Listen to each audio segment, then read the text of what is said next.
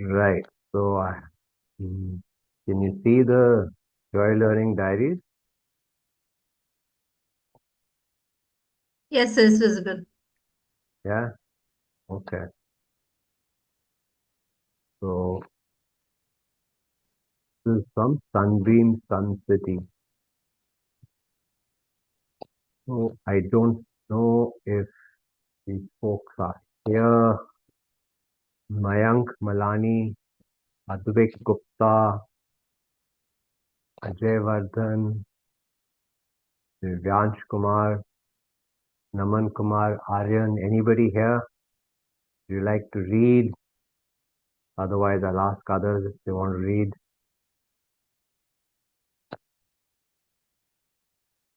So, any volunteers to read?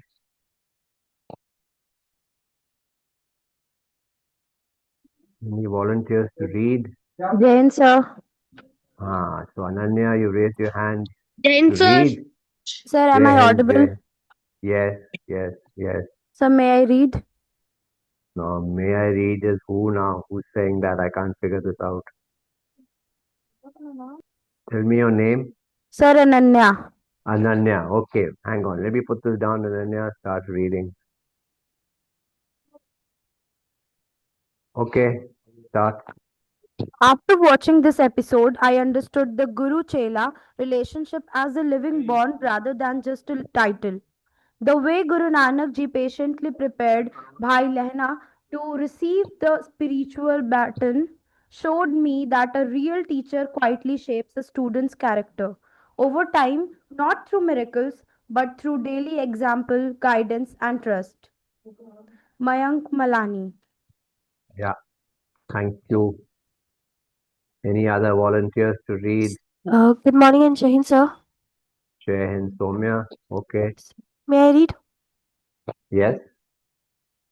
The video made me reflect on my own attitude as a learner. Bhai Lehna's humility, obedience, and willingness to do any seva without questioning reminded me that authentic learning requires surrendering the ego and openness to correction. I realized that if I want real growth, I must accept feedback as Bhai Lehna did, seeing it as a blessing that polishes me, not as an insult. Advik Gupta. Right. Thank you. I just was wanting to read this because there's some very good lessons in here. So in case we missed them last time, there's a very good lessons what these children have written about. Any other volunteers to read? Any other volunteers to read? Okay, Ananya, why don't you read the next one? I was especially moved by the idea that Guru Nanak Ji chose Bhai Lehna as his successor based on inner spiritual merit rather than blood relations or social status. In a world where preference is often given to family and power, this decision taught me that leadership should be given to the most deserving and sincere person, no matter their background. It challenged me to rethink how I judge people and to value inner qualities over external labels. Ajay Vardhan. Right, very powerful thought, right? Value inner qualities versus external labels. Right. Soumya, would you like to read the next one? Sure, sir. The visuals of Guru Nanak Ji traveling to different places and interacting with people of many beliefs helped me see oneness in a practical way, not just as a big word. Seeing him engage respectfully in dialogue with diverse communities made me realize that I must also listen to and learn from those who think differently instead of trying to prove myself right all the time. This inspired me to see diversity in my classroom and society as an opportunity to grow spiritually. Divyansh Kumar. Again, a very, very powerful thought, right? To listen. And, we had Karthik who came and gave us uh, some ideas of how we could listen. I think that was in la- months before last, right? Listening is the first part of communicating well.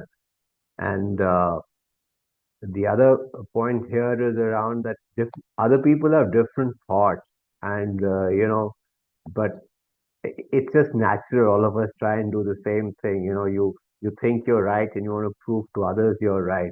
But there is a lot of value in listening, because you will get enriched because you've listened to somebody, got another thought, and that's helped you grow not only spiritually but in all aspects of your life. And that's the power of a diversified team, right? Any other volunteers to read? So may I? Sir, may I Yes, read? Garima. Yes, Garima. The episode changed the way I look at success in life. Guru Nanak Ji and Bhai Lehna showed that the highest success is not money or fame, but living a life of service, compassion, and truth.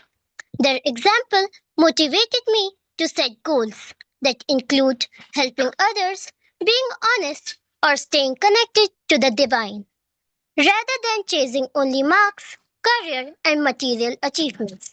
Naman Kumar Arya. Right. So another very powerful thought, very difficult to do actually in this world, which is you basically see the materialistic side of it. And so it's uh, another way to live your life, in which you are then true to yourself. And if you're true to yourself, you'll always be happy. So that's another uh, very powerful thought here. Then we had this on the retreat, and then we had very nice reflection, very creatively presented by Ifra. Then our editor in chief had some has put together. This is Radhya Mohan Jalan, and I just want to go to read a couple of reflections because I think it's very, very interesting because they're coming from children. And we talked about it also in a session when we had this about punishment. And so I thought it was interesting. Somebody else wanted to read. Who else wanted to read? May I, sir? Disha, yeah, go ahead. Punishment in school should always aim to correct behavior rather than simply inflict pain or embarrassment. When punishment is fair, respectful, and consistent, students learn to understand the consequences of their actions and develop responsibility.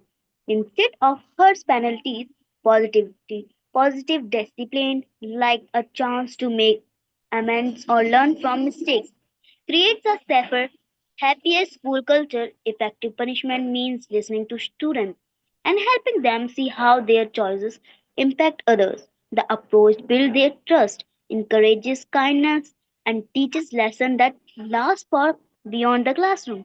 In a good school alliance, punishment is not about power, but about helping every student grow stronger together. By Soumya Yati. So Soumya, we should have made you read it, yeah. Sorry, but maybe you can read the next one then, so. So, may I read? Ananya wants to read. Okay, yes, Ananya. Are you Ananya Jaiswal? Yes, sir. Please then. Please. Children can form strong and meaningful friendships even when their friends are not the same age. These age gap friendships can offer unique benefits such as learning new skills, seeing situations from different perspectives, and developing emotional maturity. Age doesn't define the strength of a bond, shared trust, understanding, and support do.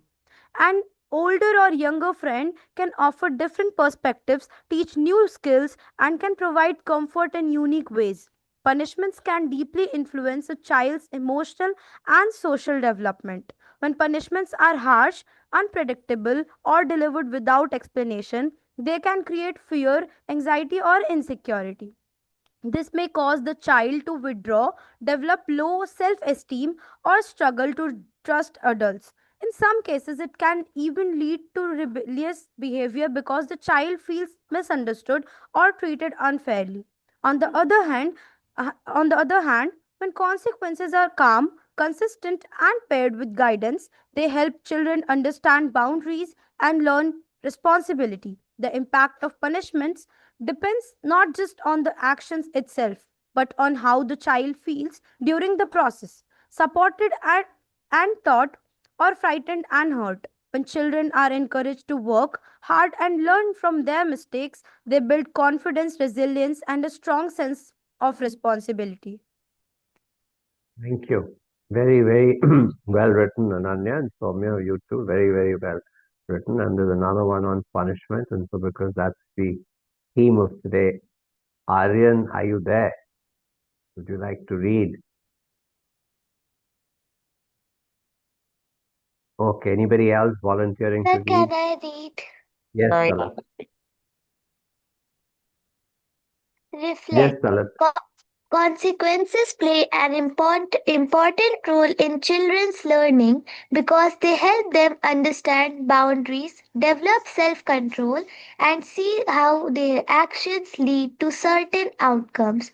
However, for these lessons to last, they must foster internal motivation rather than just temporary compliance. When when consequences are fair and consistent, children feel more secure and learn what behavior is accepted. Conversely, harsh or physical punishment can be harmful, leading to fear, anger, or damaged trust. The most, eff- the most effective approach is positive discipline, which pre- The most effective approach is positive discipline, which prioritizes connection before correction, ensuring the children feel safe, encouraged to learn.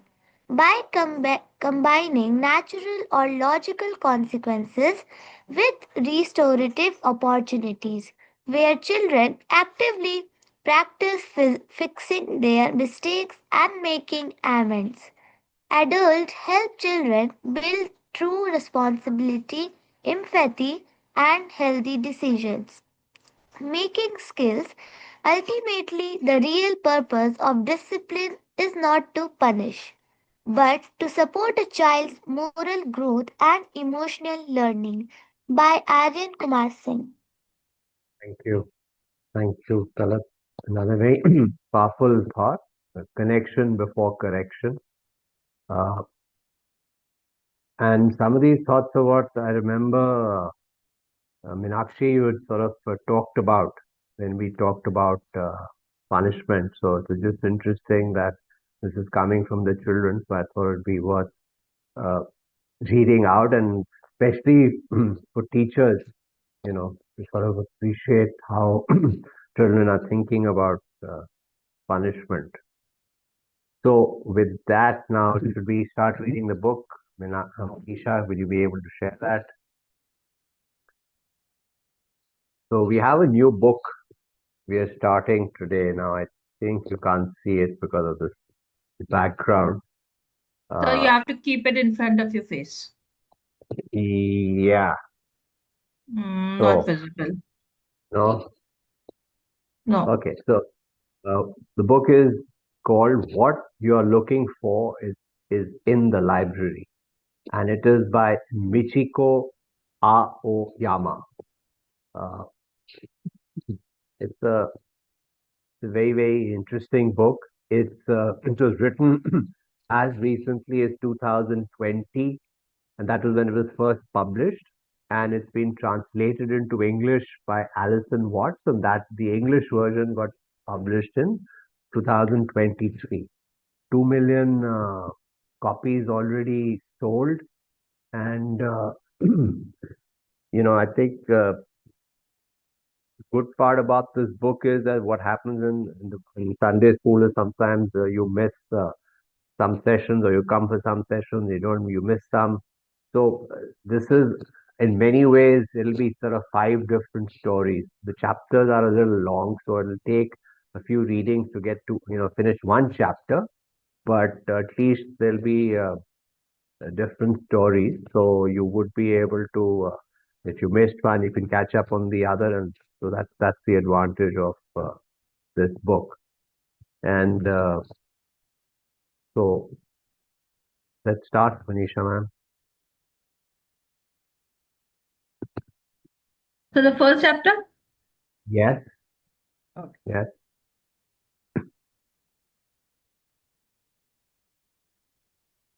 Yeah, so this is the picture. Just go back to that picture. So now, as you can picturize, this is a young girl, and we read about this. Looking good and having makeup is a big thing in Japan. This book is set in Japan, right? As you would guess, based on the name of the author, Michiko Aoyama. So yeah, next page, Manisha ma'am. Tomoka, 21, women's wear sales assistant. Okay, so this is about Tomoka. When Saya sends a text to tell me that she has a new boyfriend, I instantly write back, "What's he like?" But all she replies is, "He's a doctor." Nothing about looks or personality or what kind of doctor he is. I mean, he could be any kind, couldn't he? It's true, I know. What she meant by doctor. Jobs can be a clue to somebody's character, a shortcut way of describing them, but only in a limited stereotype sort of way. Stereotypes is, when you typecast something or you expect something to be very, very typical. Sometimes it may end up being wrong, but that's what that means. That work that starts me thinking. What do people think about me based on my job? What does it say about my personality or qualities? I've known Saya since high school. She's a friend from back home who's kept in touch ever since I left to come to college in Tokyo. She sends me texts every now and then, bit by bit, the story of how she met her new boyfriend at a party appears on the pale sky blue screen of my smartphone. Then she writes, "How are you doing?" With my finger poised above the screen, I tap B and brilliant pops up in the auto predict. So I just select it and tap send. But what I really meant to say, though, was bored. I work at Eden. That sounds like paradise, doesn't it? But it's actually a chain of general merchandise stores, not as upmarket as a department store. Every morning, I put on my tight black skirt and matching waistcoat to go and spend the day serving customers and working behind the till. Till is the cash counter. I started this job 6 months ago after graduating from junior college. The time has flown by. I started in spring and now it's nearly winter. In November, when the heating was turned on in the store, my feet started getting sweaty inside my stockings, making my toes squish together and bunch up in my tight pumps. Pumps are heels. Most women who have to wear a uniform at work probably feel the same. The thing that makes the Eden uniform special, though, are the blouses. They're a kind of peachy orange color called coral pink, which was selected by a famous color coordinator. We learned that during training. Coral pink supposedly projects a bright, caring image and is flattering to women of all ages. I saw the coordinator's point when I started work at my assigned section of women's wear. So we're reading about Tomoka. She's a sales assistant at the store called Eden. It's a general merchandise store, right? So does everybody understand what is a general merchandise store? What is a general merchandise store? What is a general merchandise store? right? It's a store that sells a whole variety of different things, not necessarily divided into sections. When it's divided into sections, then it becomes a department store, right? Like Big Bazaar used to be a department store, right? You have many things being sold there, right? The author or the the protagonist makes this comment about what do people think about me based on my job. So she's a sales assistant, right? What do you think about her by knowing what she's doing? Do you have any thoughts? What will a sales assistant be like? You must have come across people who help on sales in stores. What is a sales assistant like?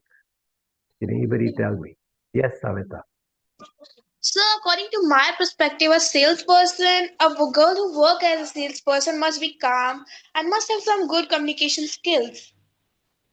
And she must know about the people, about their interests by seeing them. Okay, so uh, yes, calm because she has to deal with customers. Customers will come and maybe complain, and you have to keep your cool. And obviously, communication because you have to get across the point. Yes, looking at people, maybe you can judge, what type of thing, what based on what they're wearing. Maybe she has to judge, uh, you know, uh, what their, uh, what they may like. Absolutely. So, but the point that you can judge a person based on their role, right? What do you think? Do you think that works like that? Depend on the role that you do. You can judge somebody.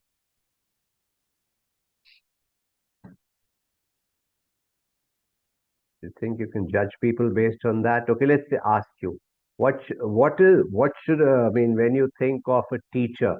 Okay, how do you? I mean, what is the? I mean, a person is a teacher. How would you sort of describe a teacher? Okay, just like Savita described a salesperson, how would you describe a teacher?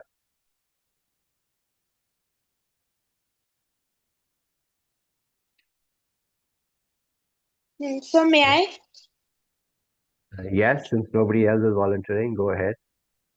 So, as if a person is a teacher, he must know about how to react if a student is angry or in different moods. And she also must be very fond of children, like how to deal with them.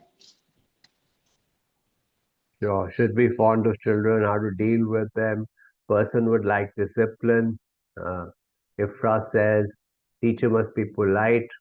Aradhya, Radhya says, yeah, the teacher has to be a subject matter expert, right? I mean, teaching a particular subject, patient, right? Because as Savita said, you have to deal with children in different types of moods, patient, right?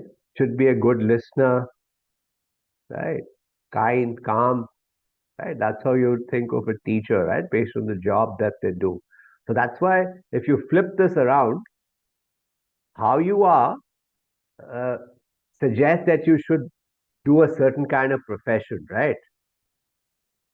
So that was the purpose of doing this for you. If you flip it around, if you sort of see how you are, it will give you some idea of what sort of profession you could get into. Now, many of these qualities are across professions, right? But it just tells you, like, so let me give you an example. When my son was, I mean, ever since my son was growing up, I found two qualities in him. He is very logical and he is very argumentative. And I used to keep saying, this guy should be in a court arguing. And that's the profession he chose. And I didn't influence it at all, I promise you. I didn't influence it at all, but he chose that profession, right? When he was in school, they went through that process of counseling and all that, and they do tests, and you sort of figure out what you could be possibly good at, and then he, decided to get into litigation. So, I mean, that's a good example of how it may work, right? You have certain personalities, and that will be suited for a certain uh, type of role. Okay, any questions on this? May I? What Yes, about please. people who are into multiple things? Like I have an uncle who was an IPS officer, and then he was into homeopathic medicine in a big way. A very good painter, and he would write as well. And he was into multiple things. So there are No, lots of people who are like that as well. So how do no, they we? are, they are, of course, of course. So one thing I have seen, right? Uh, if if you look at a doctor, okay, I have come across a lot of doctors who sing very well, right? Uh, Dr. Rajgopal, who is a very senior orthopedic surgeon, right? He plays the harmonica really well, and these are all stress busters for them, right? And these are all sort of passions they've cultivated, right? So a person, I mean, you look at Amardeep, right? What is common between working in American Express and him making these docu-series? So people have different aspects they come out, right? So for sure. But how how you are does predictate a certain type of profession you will be. Certainly, you should certainly consider. But yeah, people have different skills and different aspects which come out. Anybody else? Any other thoughts?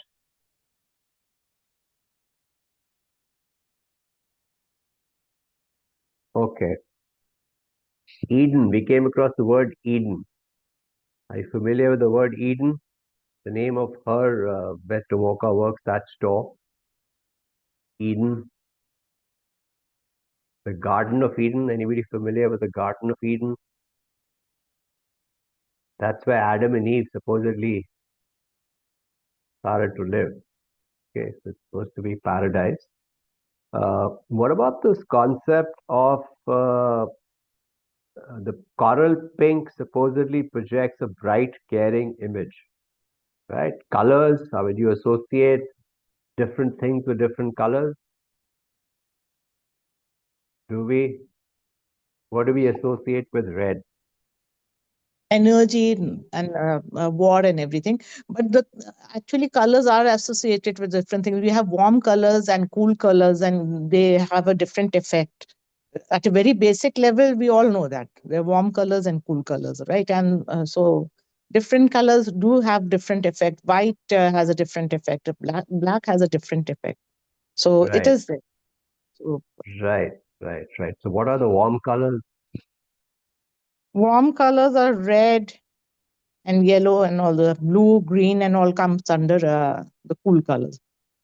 Okay, Ma'am, okay. So pastel colors are also there in the warm colors. Yeah, some pastel colors are there, but pastel colors will have both warm and cool colors. Pastel color basically has a mixture of some color with white. Okay, the more white you add to it, the more pastel it becomes. That's a different thing. But yeah, those are also there. And pastel colors, like if you go for a, like here, peach. Peach is a combination of red, yellow, and white. Okay, to get peach is like, it's basically a shade of orange and red mixed together, right? So that is there, and orange and white mixed together, and all. It's very difficult to describe that color, but it's like that. So you have that, but you have light blues as well in place pastel. You have a very light pink. Okay, so yeah, so pastel colors are a mix of colors. Janvi says red can be for boldness, passion. Yeah. Absolutely, Also for absolutely. danger, right? Red. Correct. Though, yeah, it's for danger as well. It's considered we have red lights, but then they say that when we have a red light on the at the traffic, it sometimes gives us the driver a different message, especially if the driver is sleepy. So it may just push him into driving forward because it's put him into alert. Okay, and green has a cooling effect, and all those things are there. But of course, but colors do play have an effect on us. Yeah, and have an effect with you, right? Yeah. Color. Okay. Miss Fujiki, I have had my break. You can go next. That's Mrs. Numa Uchi. That's Mrs. Numa Uchi, one of the part-time workers. When she returns to the counter, her lips look shiny and moist, obviously retouched. Right? So this is the point I was making earlier. The Tomoka was looking in the mirror, which is a very common thing anywhere in the world. But the Japanese are, part of their culture, you can say, uh, especially for the women. They wear a lot of makeup, and it's very important to look good and presentable out in public. Miss Numa Uchi is an old hand who's been working here for the last 12 years. Last month, when it was her birthday, she said she had reached a number with two digits the same. She can't be 44 or 66, so I guess she's 55, around my mother's age. Like I said, I really get it about the coral thing.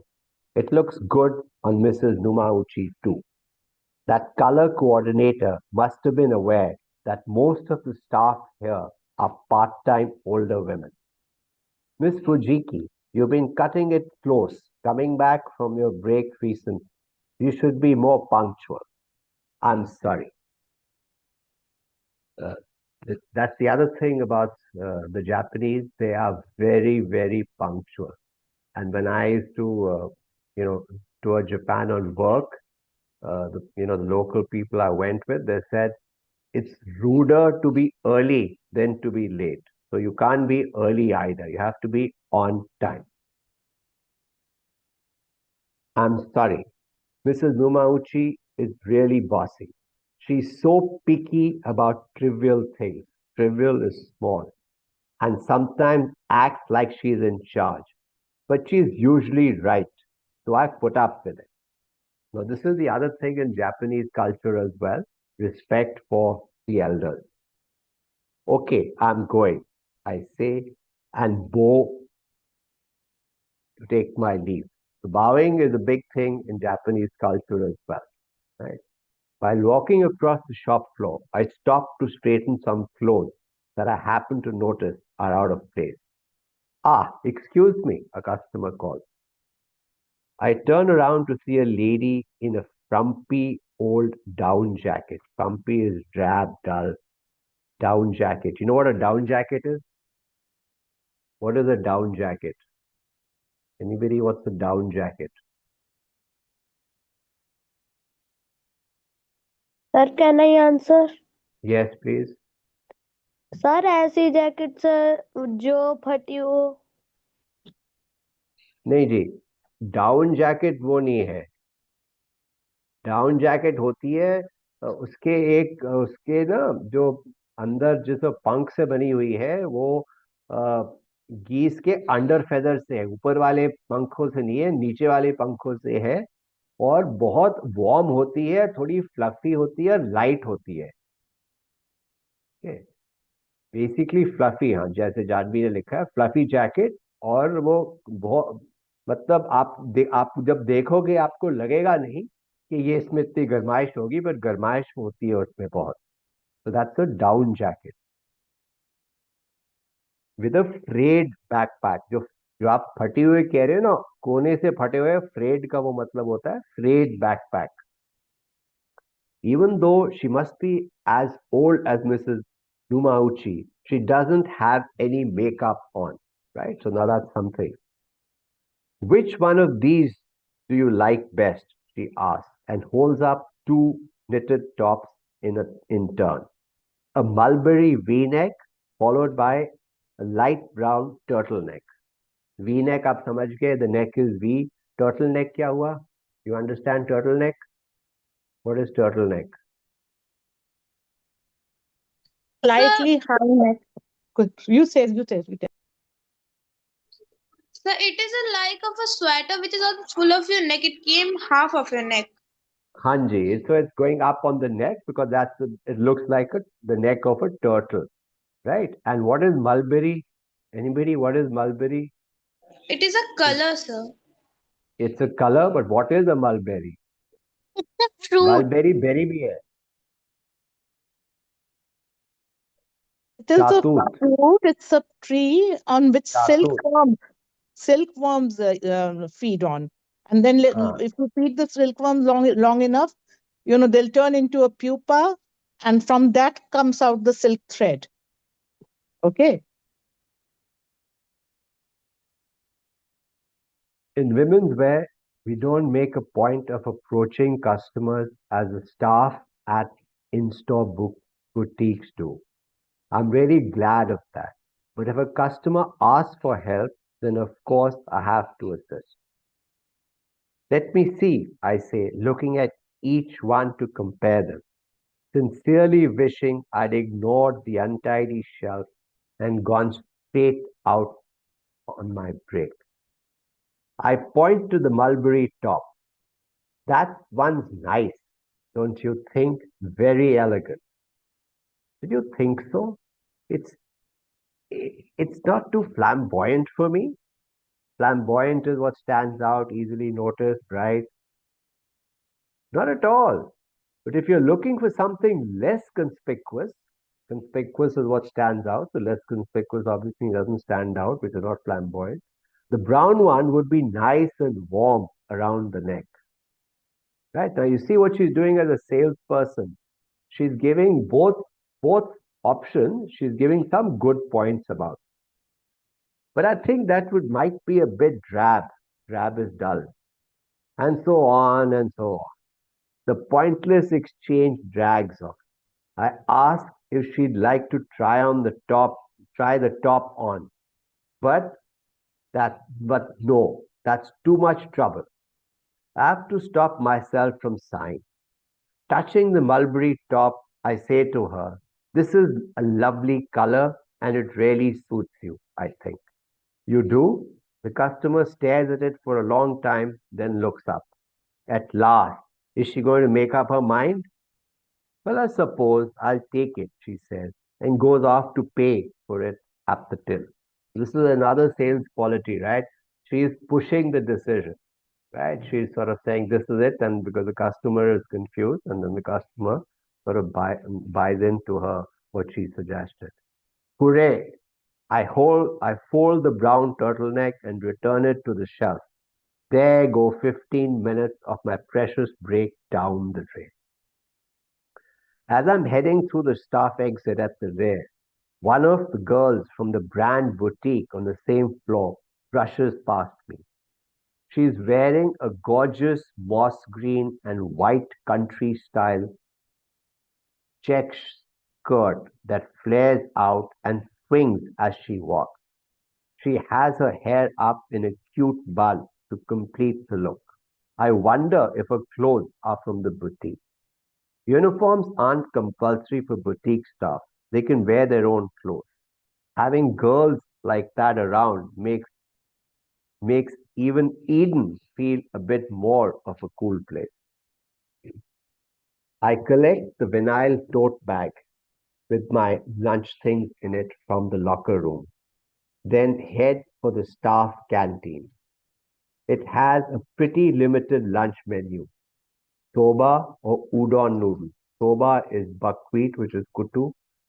Udon noodles are wheat noodles that are flat. Curry or a weekly special set lunch that always has something deep fried.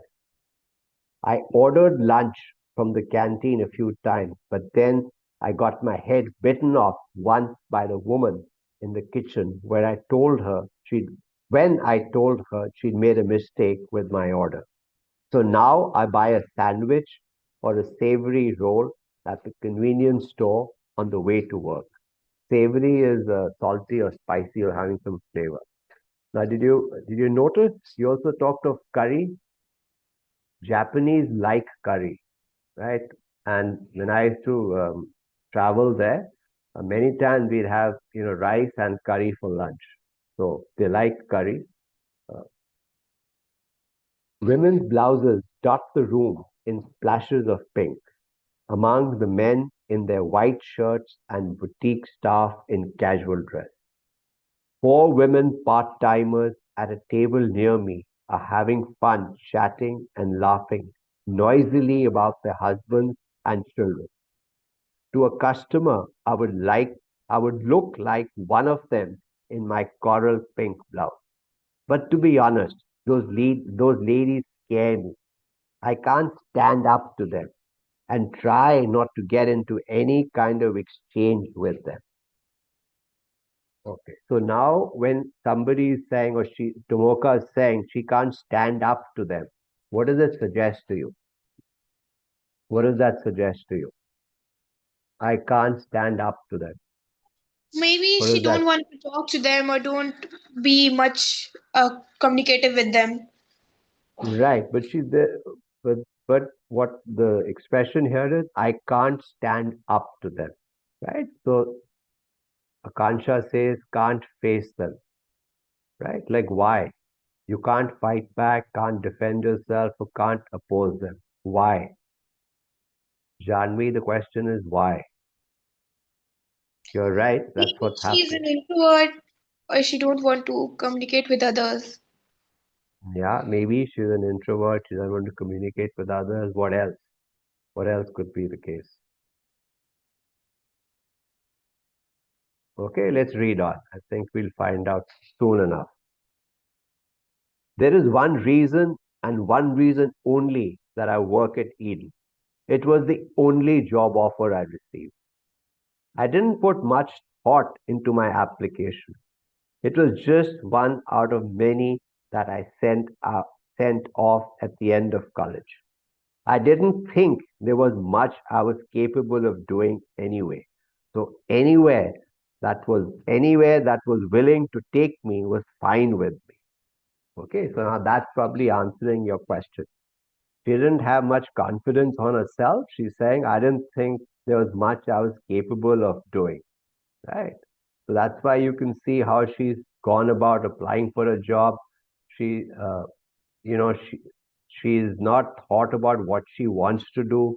She's just applied randomly, right? Which is not such a smart way of going about things, right? You must see what you're good at, what you would like to do, and then apply based on that, right? What the job is likely to be, many aspects you have to consider, right? But let's see why she did what she did. Let's say, what is John we added to that in the chat? Maybe she's not so socially active, or it can be her personality trait. She faces difficulty to talk to someone in public. Yeah, yeah, all those things I suspect. I'd received about 30 rejections and was totally fed up by the time the offer from Eden arrived. So I accepted it immediately. Besides, it ticked the most important box for me. It was in Tokyo. But it wasn't that I wanted to live there so much as I didn't want to go back to the country. Where I came from is a long, long way from Tokyo, a place with rice fields, and more rice fields in every direction, as far as the eye can see.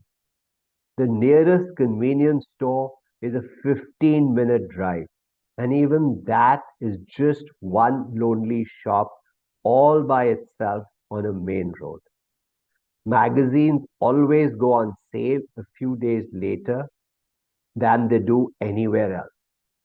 There are no cinemas or fashion stores, nothing you could call a restaurant either. The closest thing to eating out are the small local diners with set menus. I'd been I'd been dying of boredom there ever since I was a teenager and couldn't wait to get away at the first opportunity. Right? So she's basically being driven by going out of Tokyo, right? And she wants to stay out of Tokyo. So that's the three criteria for the job. So now you come across the concept of a convenience store. So you come across department store, general merchandise store, brand store, convenience store, right? Different types of stores that we see. I had an image of Tokyo from the dramas I used to watch on the four limited TV stations that were available to us.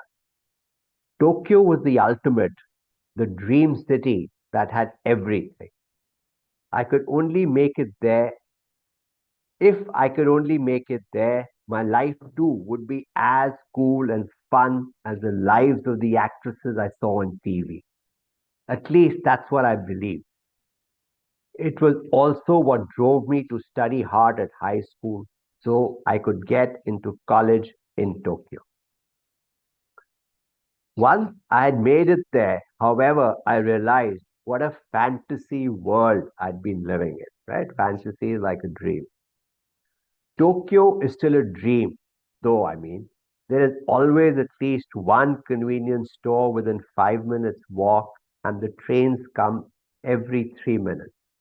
Plus, anything you could possibly want in the way of daily necessities and ready prepared food is available at your fingertips at any time. After I'd been accepted for training with Eden, I was assigned to a store just one train stop away from where I was already living. Sometimes I thought, sometimes though, I think about the future. What will I be doing years from now? I don't have the same kind of burning desire like I used to when all I wanted was to escape to Tokyo. And I don't feel excited anymore about achieving a goal. That all fizzled away like froth. Hardly anyone in my hometown goes to college in Tokyo. So having people tell me how amazing I was used to make me feel good. Let me read that again. Hardly anyone in my hometown goes to college in Tokyo. So having people tell me how amazing I was used to make me feel good. But when it comes down to it, I'm not amazing at all. I have no ambitions. No, I have no ambitions. Nothing I enjoy. I don't even have a boyfriend. It's hard to see anyone since I don't have weekends off. I know there's more to it than that, but I still can't find a guy. The only reason I didn't go back home is because I couldn't face the inconvenience of country life again. What will I do? I worry about the years slipping by while I stay on at Eden, getting older and older, living a life with no dreams or ambition, getting old and wrinkled inside my coral pink blouse. Find a new job, Tomoka. This thought has been on my mind a lot recently, but it feels such a huge effort to do anything about it. Basically, I'm not very driven. Even writing a CV is a big hassle for me. Anyway, what else can a girl like me do? A college leaver with no skills who only Eden was willing to employ. Right? So, Janvi, you were right. She doesn't have too much of a social life. But what do you think of the way she's feeling, right? That she has no ambition, she doesn't have any goals, right? I mean, what do you think about it? What is your thought? Is it a good space to be in, not such a good space to be in, right? What's missing in her life? So can you What do just you repeat think? the question, please? So, what do you think is missing in her life? Why is she not driven? Why doesn't she have any ambition? I mean, what is happening in her life?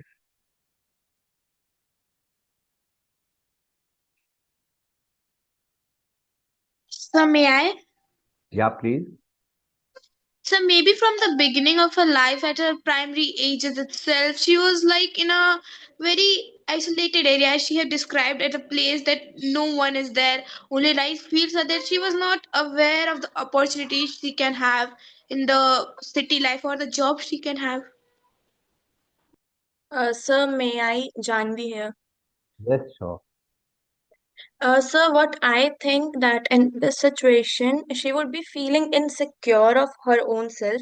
She would be feeling stuck that she doesn't have an ambition ahead, or she isn't doing right, or she isn't going with the plan she wanted, such like that. She would be feeling empty and maybe comparing herself with what she was expecting. Yeah, so we'll find out as as it goes on. But it seems to me that she has said that she doesn't think she's good at anything, right? So I think the issue starts there. She has to be good at something. Everybody has some skill, right? She And also feels, sorry, sir. yeah, She go ahead, also go ahead. feels that she also feels that lack of education is sort of limiting her, because that's one thing she has mentioned. She doesn't have much education. So that is also one thing. Of course, other things are also true.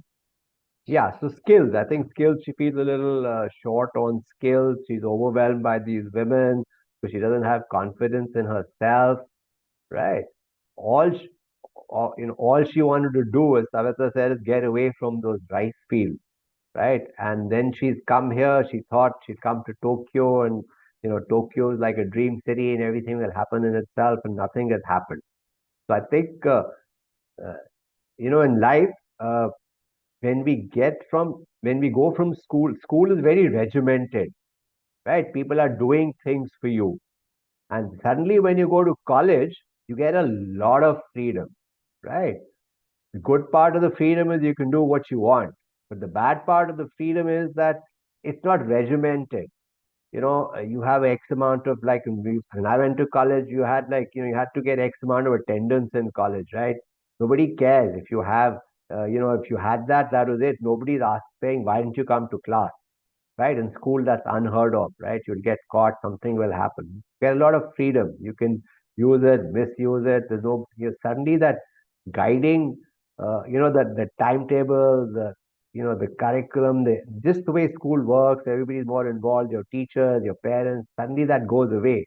And suddenly, you can start to feel a little lost. So I think she possibly got a little lost in college because she had not learned how to think for herself, right? She was in that system, things were going well. Her only dream was to get out of there, and she managed that because she studied hard. She was very keen on getting out of there, and that's what seems to be happening to me. It's not a good thing, but let's see what happens going forward. So there, we're talking of rice fields here. Is Japanese rice like Indian rice, or is it different? Right? Japanese rice like Indian rice, or is it different? The rice would be same, but the cooking method is different. So the outcome of the rice, the density or the stickiness of rice gets different in the cooking styles. Uh, End result is different. Yes, the rice is different. It's a little thicker grain. It's sticky because fundamentally it's different. So uh, cooking style is not different. They also boil it like we boil it and eat, and but that's one way they eat it. But In the rice India, itself is a little different. so may I? In India itself, we have so many different types of Yes, rice. Like North India, we have those long grain rice. You go east yes. to East India, you have the shorter grain rice. South Indian rice is slightly different. You go to the villages, the rice is different. So the Japanese rice, you have many varieties of rice actually. So the Japanese rice is round, short grained. Of course, it's sticky. So Yes, it you'll the find. Japanese rice is actually short and it's sticky when it's get cooked. But in India, like basmati and fluffy rices are a bit longer and they are Long. like have different consistency Yeah. compared. Yeah, yeah, yeah. And part of the reason, as a Kansha says, different soil present there, right? Different soil, different temperature, and possibly even the seeds may be different, right? That's what ends up makes it uh, different, right? Okay. So, anybody, I mean, she talked about life in the country, life in Tokyo. Any thoughts on that? Living in the countryside versus living in a city, what do you all prefer? Any thoughts? living in the countryside versus living in a big city? Anybody, any thoughts on that? Meenakshi, tell us. You've gone away from big city into a countryside. What are your thoughts? There is a big difference, a big, big difference. Okay. Now, if you're living in a city like Delhi, okay, you want to order for something, you use Blinkit and they just deliver it at your doorstep. You have so many variety of food, different, belonging to different culture, right? And it's so easy to go to an eatery and order for whatever you wish to, or sit and dine in a restaurant. Okay. But in the countryside, none of those things are possible. And because you won't get that much of variety, of course, eating in a restaurant is also sort of limited. There are limited restaurants in the first place. And then, of course, and then the facilities, the type of people, the sort of conversation that you can hold. Okay. The good part about the countryside is, of course, clean air, beautiful, uh, forest all around you, and all sorts of uh, wildlife, you can say, or, birds, especially you can notice. Of course, where I live, we have elephants in the backyard as well. But, and you will hear of people being attacked by elephant, or even by the nilgais and all those things. The nilgai is supposed to be a gentle creature, but it does happen. And those things are totally unheard of in the town. Okay. You may suddenly come across lots of peacock and, some bluebird colored bird, which not necessarily is the kingfisher. Okay. So there are so many things that you come across, many types of butterflies and all. And I mean, that Yeah, is the most rewarding part. Okay, that's the most rewarding part, that you come across such a lot of different types of animals and trees and flowers which you might never have seen in a city. Okay. And the air is absolutely clean. If you check the AQI at any time, you can breathe in deeply, and that's the best part, I think. And on the flip side, you, of course, is the same, the facilities and mm, all those things which are not available over here.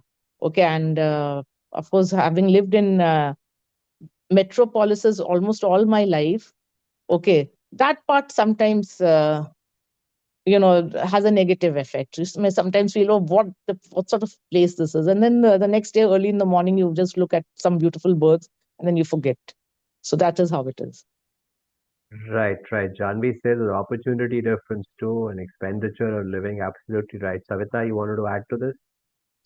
So the major thing is when you just came to a countryside, it is full of peace. You are in the metropolitan, as ma'am have said, she was in Delhi. It was full of hustle bustle, and it was like a very digital burnout type thing. So when you shift to a countryside, you see you are digitally detoxed. You can try new things in the village. You can do whatever you want. It just purify your brain and detoxify it as you want. Absolutely. So Akansha says Tokyo is a big city and it will be greatly different from that of the countryside due to availability of things as well as the developments there. But if you take the example of Delhi, it is also be difficult to live in the big cities as the expenses and the pollution there is high. Yeah. So now, Minakshi, let me ask you the question. Next, you have a choice after a few years to live in a city or the countryside. What will you choose and why? A modern village rather than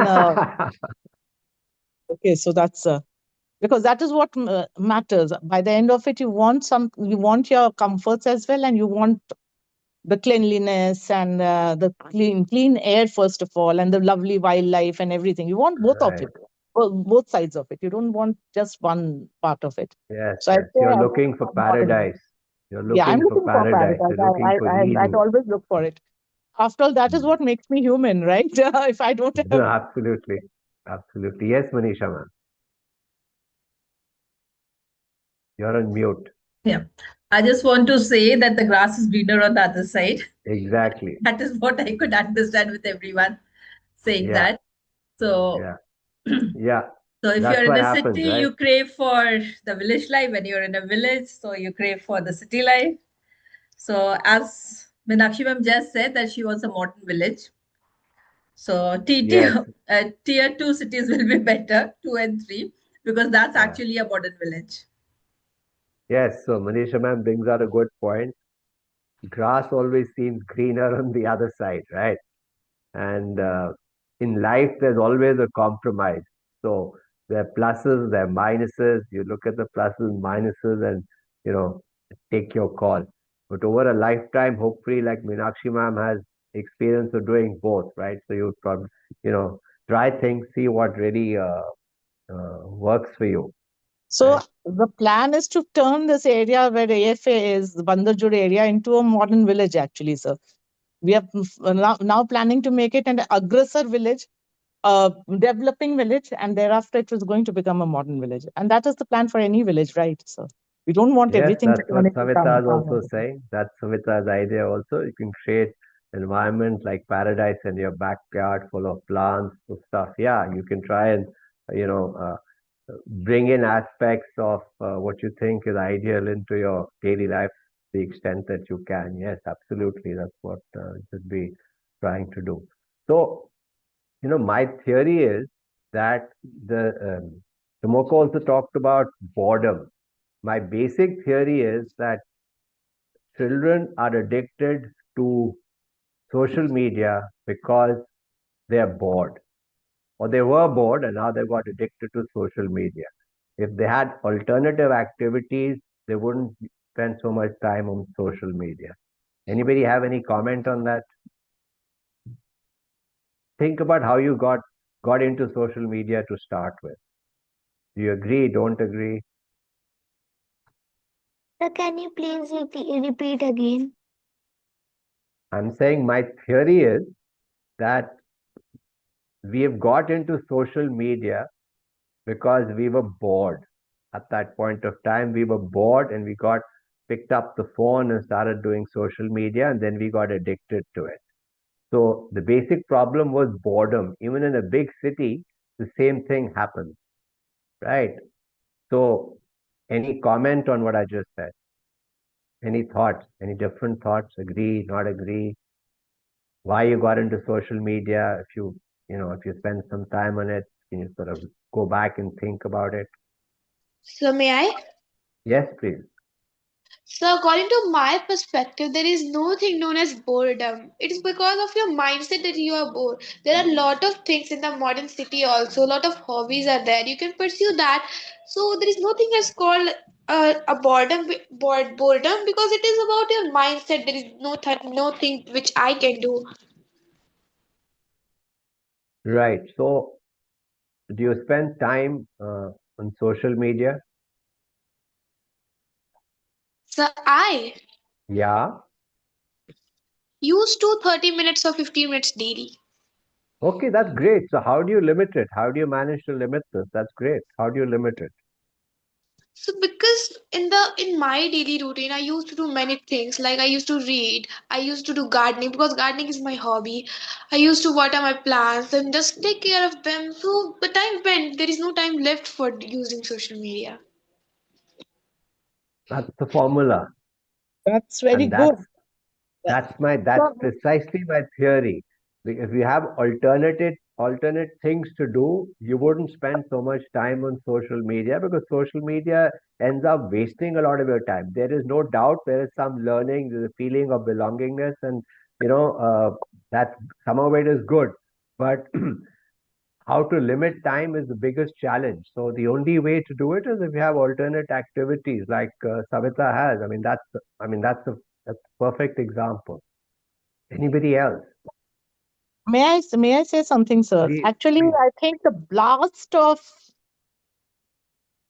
things that we can do nowadays, the number of channels, TV channels we have, the YouTube and everything, that has made us a little mixed up.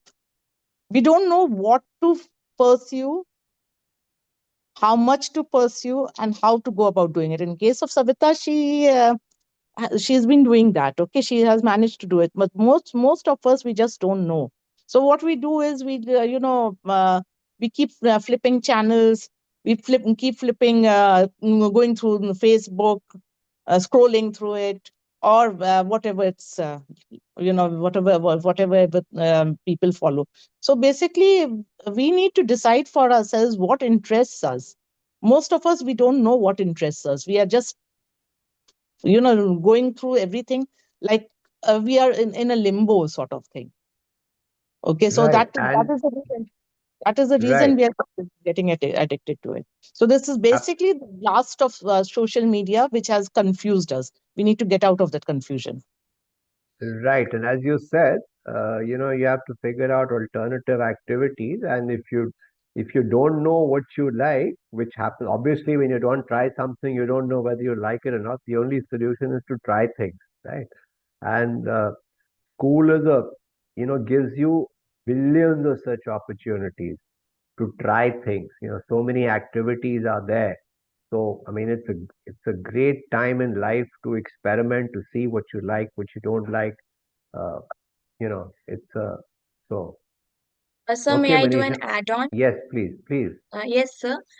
So what I think that yes, social media is we are social media addicted. We are addicted to it because from the beginning we are brought to it, and we could have prevented that thing. But what we did was to get addicted because we enjoy that. And what is the biggest drawback of it is the comparison. Because in social media, you don't have any guarantee that what is actually true, what is the truth, because even the top news channels today get mismatched with their reports, so we can't trust media totally, and that leads to comparison, which creates a sense that we keep comparing, we try to get better, and etc etc. And when we feel bored, we are just addicted to what we like to watch, like some kind of hacks or other videos. Interesting. And what Savita said, I really love that she has many like hobbies, etc. Those are the real things that help us become better without any comparison. Yeah, and this comparison thing that you said is a big, big, big issue, right? And Yes, the it starts like this, right? But we recently had a case of a 16-year-old St. Columbus boy committing suicide, right? And this you hear a lot of this in Kota, and where the pressure is on for getting into uh, IIT or medicine or whatever. There's and so that's a serious issue, and it starts with comparison, right? And yes, unfortunately, some parents make it worse by comparing their children to other children, right? And so, but the point is that you yourself have to have faith in yourself, right? And stand up to this. So it's a very, very critical issue you brought up there about comparison. Everybody has their skill sets, and what you are seeing on social media is the best part they're putting forward, right? I mean, you see like a clip of Virat Kohli lifting, man of the match or whatever, but you don't see what is going behind that, right? You don't see how much effort exactly. he has put, blood, sweat, toil.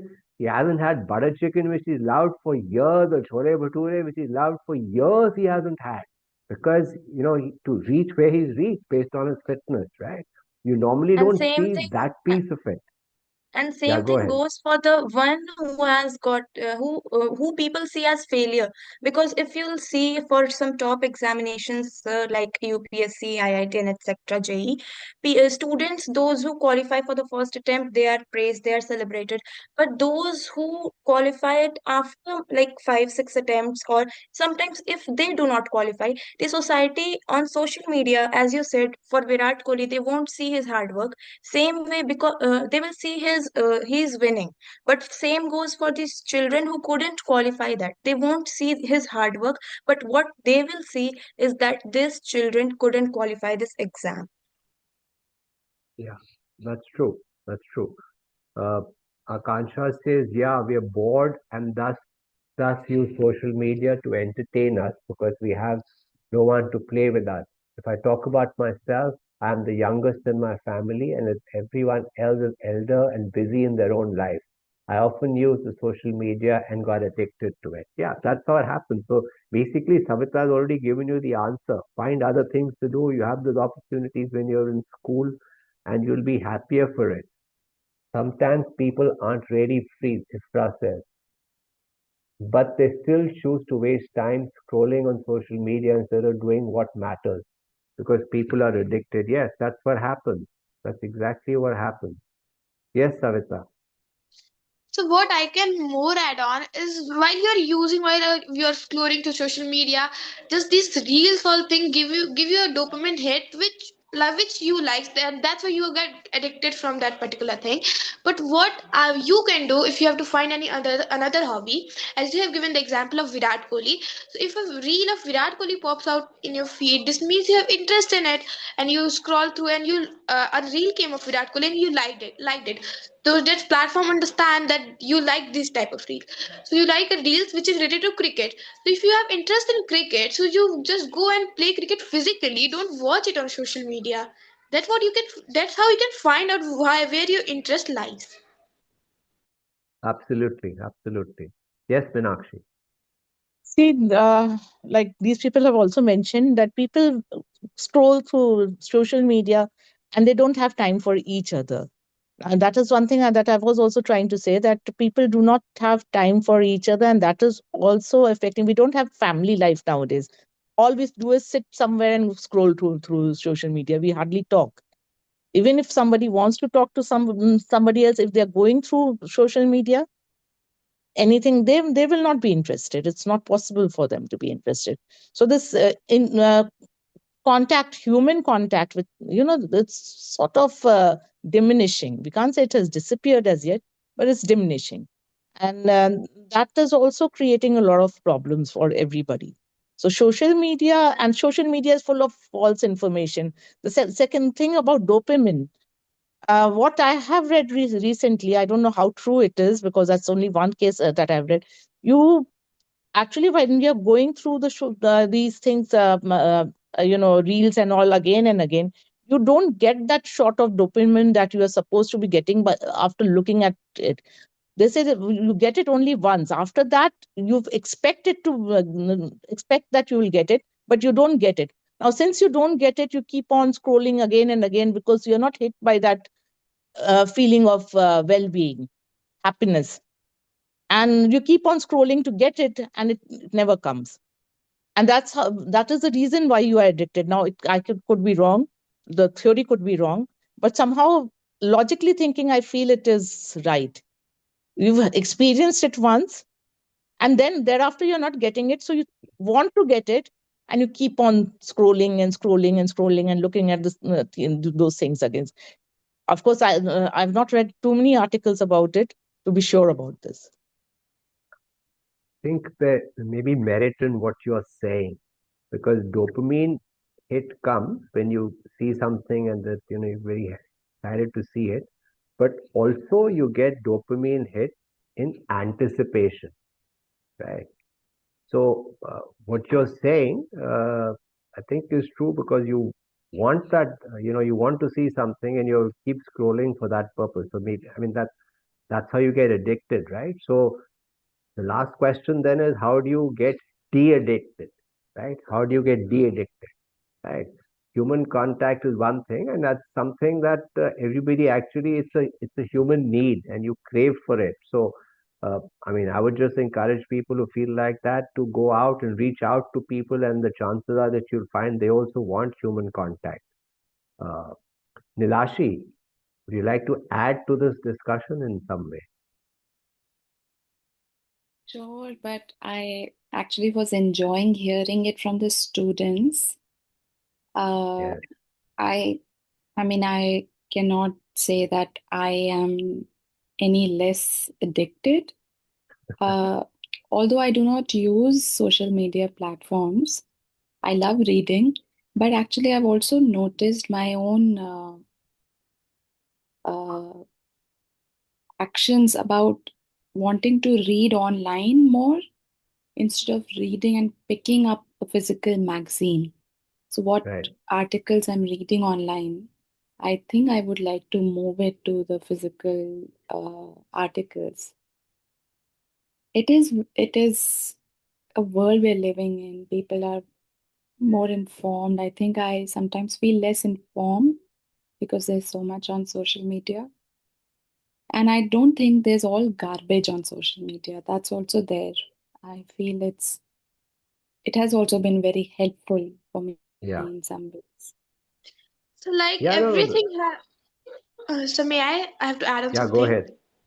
So like everything have its both sins and cause. So social media also have it. So it is up to you that up to your intention that what you have to watch. If you want to watch some useful things, it is also on the social media. And if you want to watch rubbish, then it is also on social media. So it's up Yeah, to you yeah. that what you watch. Manisha, it's the next para. If you're going to sort of put the bookmark from hate to mocha. Yes, Janvi, and then we'll hand it over to Manisha, ma'am. Yes, sir. The last add-on that I would love to do on the points that Ma'am and Savita said is that when we use social media, we get dragged and addicted towards reels and other interesting videos. But there is more different ways. Like instead of scrolling on social media, if you are addicted to use your phone, then use it with purpose. Like open a planner, plan your day instead of doing like scrolling all the time. You can have different because in your device too, it's not only made to distract you. You have ways. The world has made many researches, many apps, many applications that can help you come out of it. There are phone freeze hacks, there are limitations for your applications, there are reward systems that you can use, because technically today's generation is all about living in technology. So why don't we go with technology? Sure, that's also a way We of. have Uh, to go with technology, Janvi. We have to. We can't live without it. Okay, but Yes, yeah, ma'am. like Yeah. Savita has limited it. We all need to limit Yeah, it. We exactly, can't say, exactly. That's what I said, that some phone freezing, apps and such yeah. reward systems can also work. And in that meantime, we can do the hobbies, the real hobbies like gardening, as Savita said, these kind of things. So both are Also, interrelated. also, we are humans. We are the ones who are supposed to be in control. So once we Yeah, realize that, I don't think any sort of app or anything will be required. If we are we are getting into the control of, under the control exactly, of social media and all, then we can't say we are humans. We are humans. exactly. We are supposed to be in control. We are the ones who are supposed to be finding solutions to problems. We are supposed to be ensuring that the earth is safe. We are supposed to be ensuring that everybody around us, our society is, is living the optimum life. Let's put it, life to its optimum. So we as humans are supposed to be in control, not the other way around. I'm not saying Yes, this because, exactly. humans are, out of any sort of, uh, let's say, feeling of superiority of being a human. But that is what we've been doing it for generations now, right from the stone age we have been developing in that manner. So suddenly everything should not uh, Yeah, change, and we become slaves of our devices. That should not happen. That should yeah. The never happen. technology shouldn't have control on us. We should have control on it. Yeah, yes, that is it. that's the key takeaway. So over to you, Manisha, ma'am.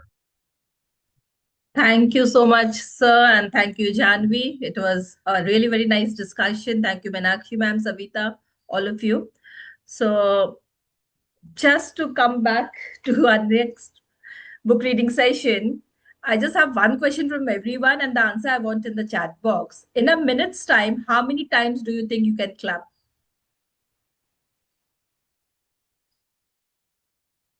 In 1 minute, how many times do you think you can clap? You can write your answers in the chat box, please.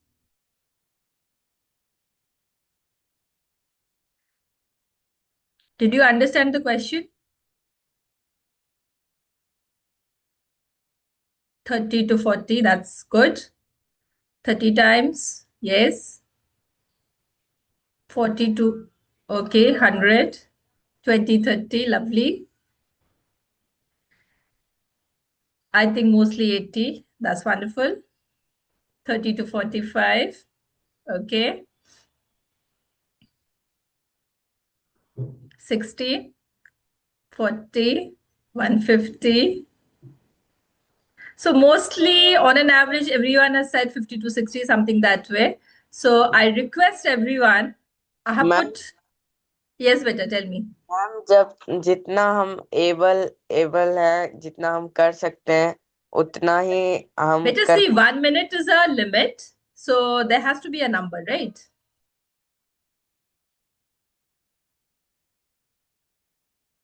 So 30 to 60, yes, you are able, you can do anything, but like we cannot do 1 lakh or something, but it has to be a number. So mostly it is 50 to 60. So what I'll do, I'm just putting a timer and start clapping. Do not unmute and let me know the number in a minute's time. Your time starts now.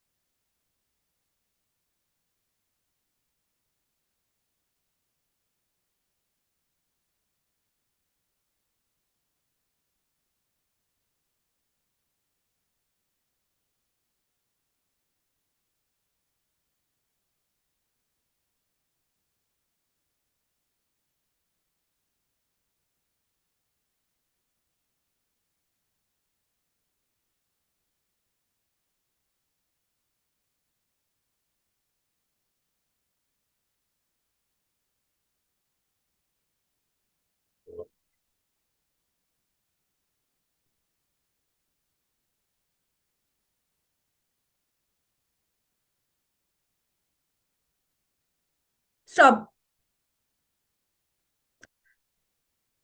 Now, how many times could you count? 144, 150, 160. Jugjeep sir, what was your number? I got tired at 200. Okay, 160, 200, 169. Could anyone clap more than 200? Yeah, easy. 260. I could do it. Everybody else can easily do it. So initially, everyone thought that they'll be able to do 50 to 60. 70, 80 was also the number. 500. Lovely. Prem. 700. No, Did no, you no. अब already ये do तो it? ये 700 नहीं हो सकता है. No chance. So, did we learn something from this? Right now, we Thousand all were. अनमोल ये तो फेंक रहा है. No chance. So, right now, we all were saying about the pros and Two cons minutes. of living in a city life or a village, and then about the impact of the social media in our life and how to go about it. So, what do we learn from this activity? Was there any learning?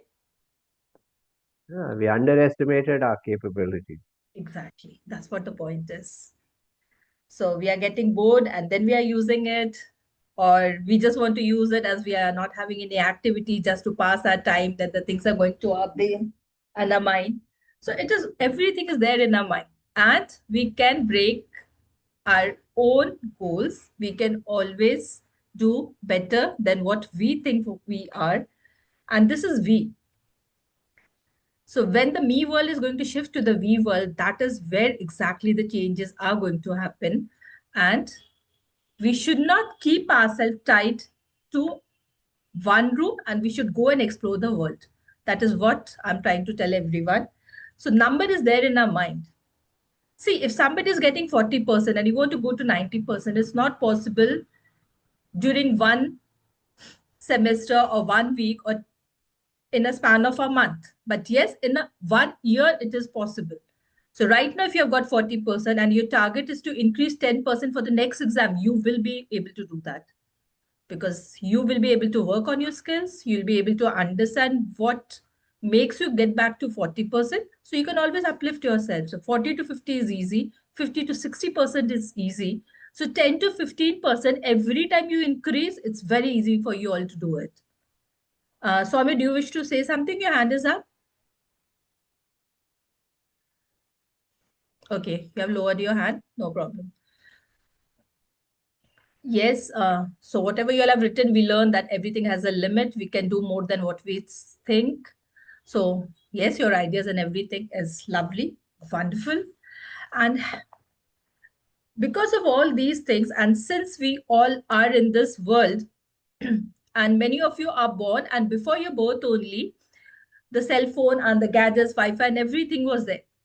So we cannot deny that you are not supposed to use AI or the impact of AI on you. You are born with that, and are going to use it. But only one thing which can be done is limit your time. Time management should be there, as excess of everything is bad. Eating too much of almonds is also bad, though it says that almonds are very good for your brain and it's a good food, but अब 2 kilo almonds खा लोगे तो वो भी गलत है. So excess of everything is having a negative impact on your health as well as your brain. Too much of addiction is also bad, and it now recently a new terminology has started, that is popcorn brain. What do you think it is?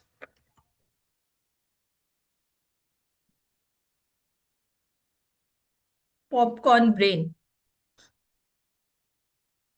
Why people have said that adolescent's brain has become a popcorn. Are you aware of this? Should I repeat my question? It is being said, yes, Ritvika.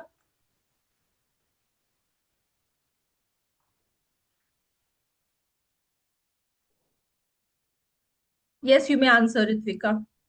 Ma'am, because I think everyone has a craving to eat something more and more. All right. Then what happens?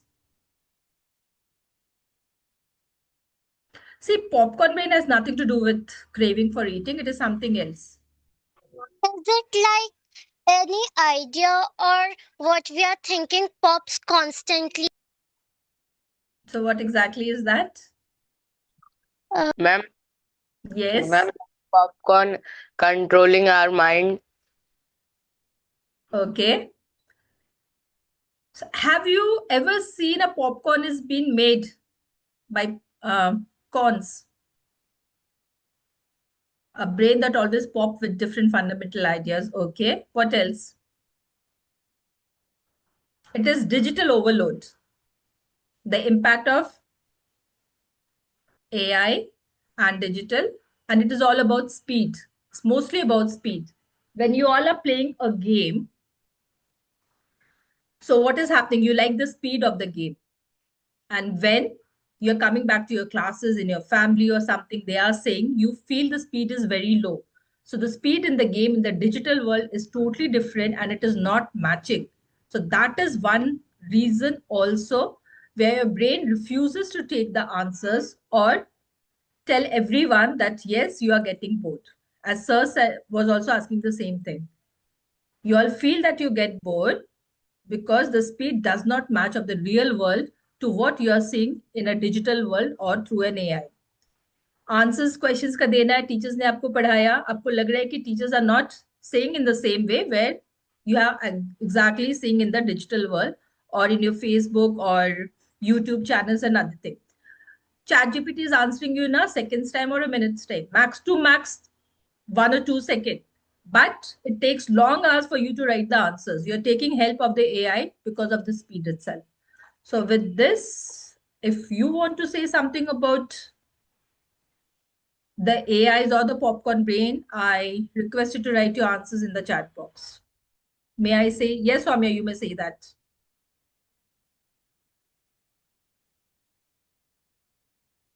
Soumya.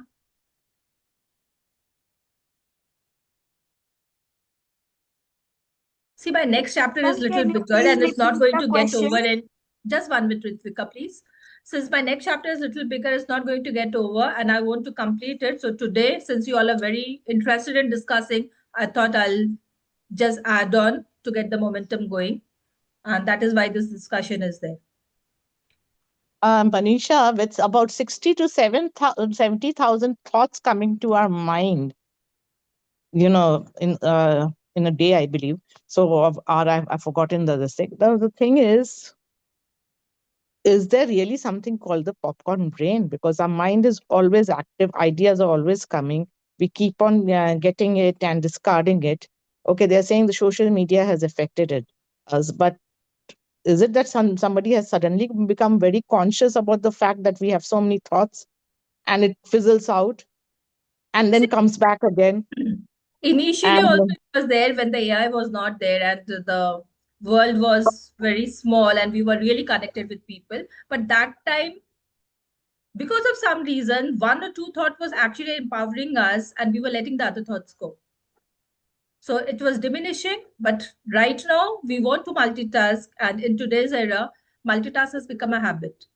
हम अगर screen में भी time देख रहे हैं या कुछ कर रहे हैं, then we are reading, we are doing this, and screen में background में that, something other thing is also going on at the same time. We are doing 3-4 jobs together. Multitasking has become, and in the school also, as you know, the HPC card and the 360-degree holistic development and everything is there. So it is taking and telling children to be multitasker. So yes, thoughts were there before also now, but abhi ज़्यादा उसका impact आ गया. There was somebody wanted to say something. Can I request that person? Swami wanted to say something.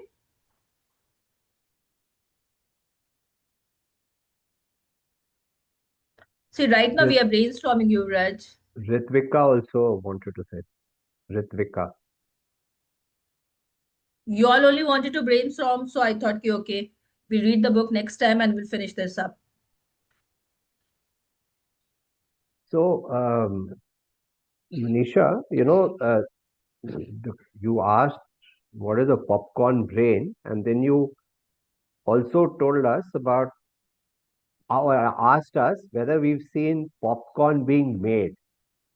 So, if you've seen popcorn being made, that is a popcorn brain, where basically your attention span is very less, and your and it's also your attention is all scattered, right? Which is because of largely because of which has happened because of social media, which is driven by the dopamine effect and all that stuff we spoke about, right? So that's what's happened. Your attention spans are going down. This is uh, scientifically established fact. The attention spans of everybody is going down over time.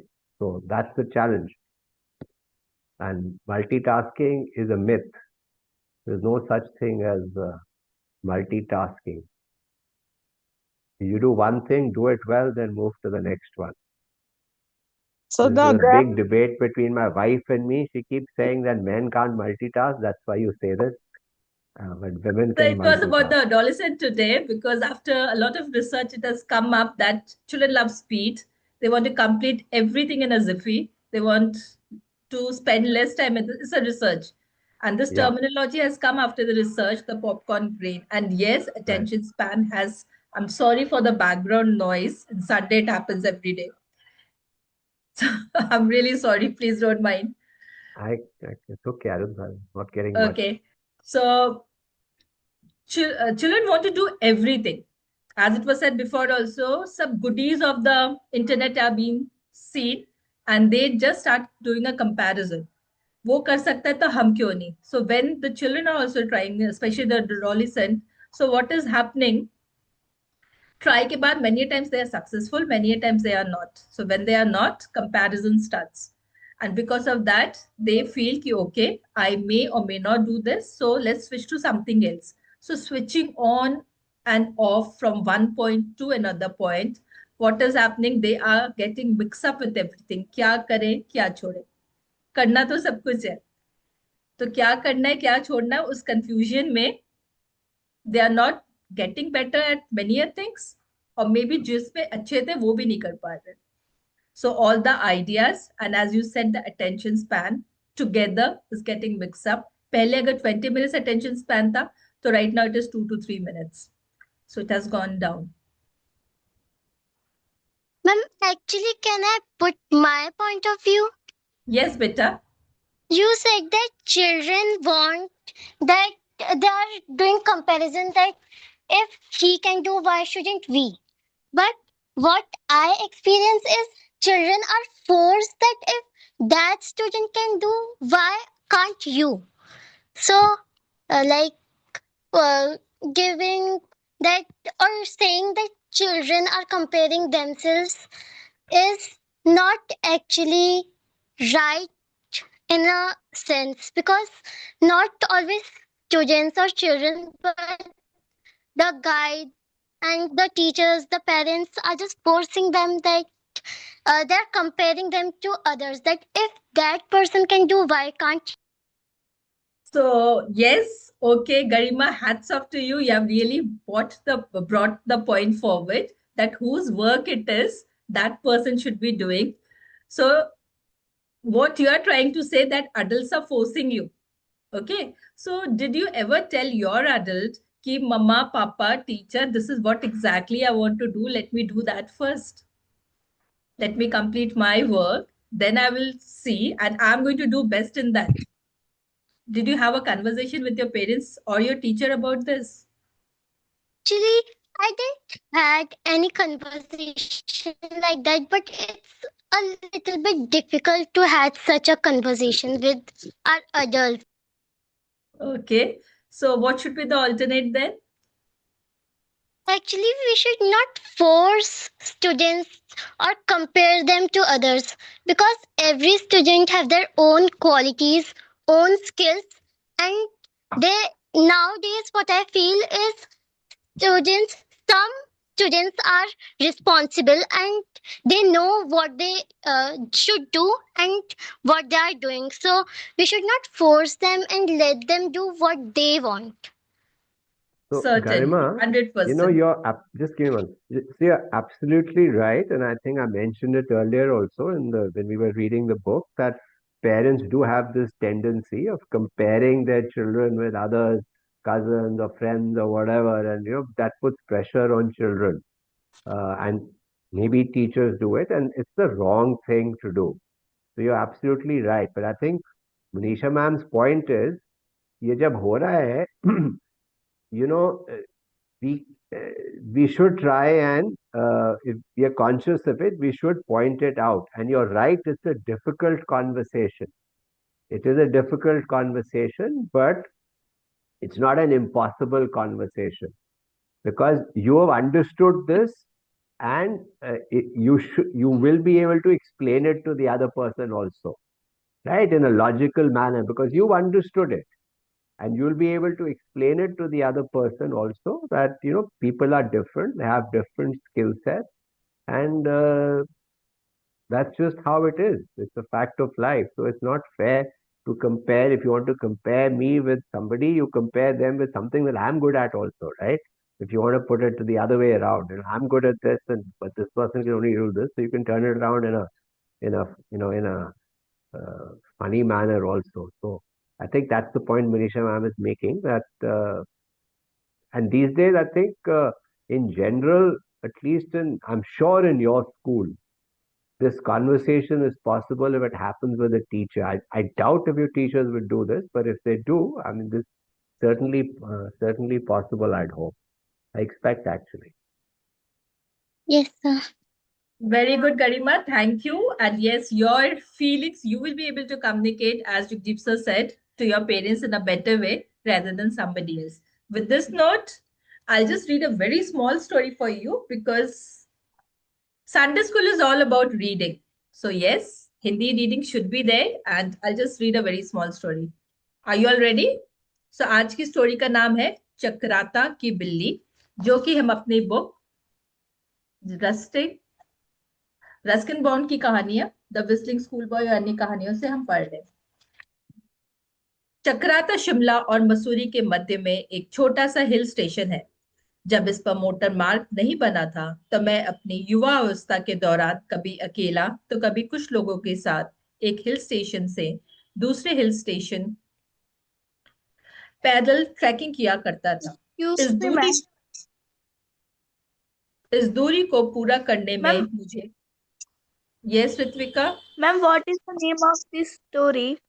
Chakrata की बिल्ली। Okay Okay, ma'am, thank you. Yes. Lovely okay. इस दूरी को पूरा करने में मुझे 5 दिन लग जाया करते थे। मैं एक मस्त मौला वॉकर था। चक्राता में एक पुराना फॉरेस्ट रेस्ट हाउस था जहां मैं कभी कभी रात में रुक जाया करता था। अब उस रेस्ट हाउस की तलाश मत करना क्योंकि अब वह खंडहर में तब्दील हो चुका है और उसकी जगह पर पास में ही नई इमारत बना दी गई है। इस बार गर्मी के अंतिम दिनों की शाम, जब सूरज डूब रहा था, तब मैं पैदल चलते हुए रेस्ट हाउस पहुंच गया और वहां के चौकीदार को बुलाया। मैं उस चौकीदार का नाम भूल गया हूँ। वह एक चिड़चिड़ा और एकांकी बूढ़ा व्यक्ति था। यदि आप उसे बताएंगे कि एक भालू आपके पीछे पड़ गया, तो वह बस गर्दन हिला देगा और आपसे आराम करने के लिए कह देगा। वह बस इतना ही बोलेगा, बेहतर होगा कि आप आराम करें, आप थक गए होंगे, पर भालू के बारे में कोई जानकारी लेने की उत्सुकता नहीं दिखाएगा। कोई बता सकेगा ऐसा वो चौकीदार क्यों करता था? मैम, क्या पता उस वहां पर वो पहले से उसके बारे में जानता हो। ओके, और कोई रीजन हो सकता है? Yes Yuvraj. Yes Yuvraj. Ma'am, it can be like he is very innocent type human, and he don't somehow he don't like to talk with many people, so he only advise him to sleep and take a rest, and nothing more than this. Lovely. तो ये भी reason हो सकता है वो भालू के बारे में जानता हो, ये भी हो सकता है। और ये भी हो सकता है कि वो भालू को देख करके आगे जाना नहीं चाहता हो, क्योंकि भालू के पीछे चूंकि वो एजेड था बंदा, तो वो कितना ही भाग लेगा भालू के पीछे, और हो सकता है भालू अटैक करे तो उसे चोट लग जाए। इसके अलावा और कोई रीजन हो सकता है? Ma'am can I? Janvi. Yes Janvi. Ma'am एक और रीजन हो सकता है कि क्या पता वो काफी टाइम से वहां पे काम कर रहा हो, और आए दिन लोग ऐसी बातें लेकर आते होंगे, उसने रोज ये हंड्रेड बातें परसेंट सुनी होंगी। और कभी वो भालू असलियत मतलब ऐसे आके अटैक करता नहीं हो, क्योंकि वहां जो पर्सन अगर रेस्ट करने चला जाएगा then he will be safe. So that's what he would think that he is done with every day listening this thing. Yes, that could also be one reason. एक और रीजन ये भी हो सकता है कि एक्चुअल में भालू नहीं हो और उन्हें खाली शैडो ही दिखता हो। वो भी एग्जैक्टली। पॉसिबिलिटी हो सकती है। चलिए देखते हैं कि आगे इस चैप्टर में क्या होता है।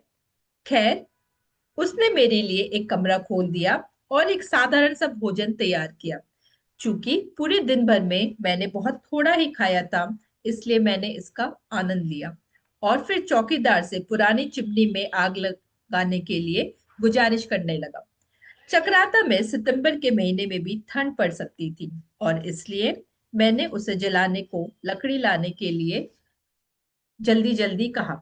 उसने कमरे और आंगन की लाइट को जला दिया और फिर कुछ लकड़ी लाने के लिए वह इमारत के पीछे के हिस्से की ओर चला गया। उसी वक्त मेरी नजर एक बिल्ली पर पड़ी।